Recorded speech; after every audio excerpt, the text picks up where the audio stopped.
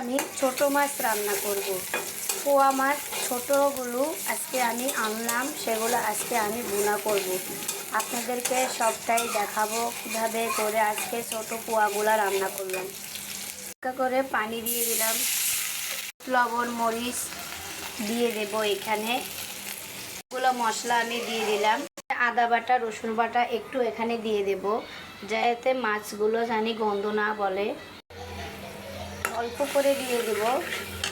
এখন এগুলো ভালো করে কষিয়ে নিতে হবে। দেখেন কত সুন্দর করে মশলাগুলো কষিয়ে ফেলেছি।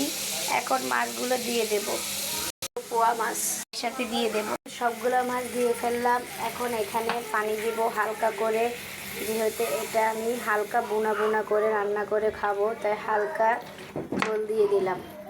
দেখেন আমার মাছগুলো কি সুন্দর হয়ে গেছে এবং কি সুন্দর করে ঝোল কমিয়ে ফেললাম। ঝোল অল্প রাখলে খুবই মজা হয়।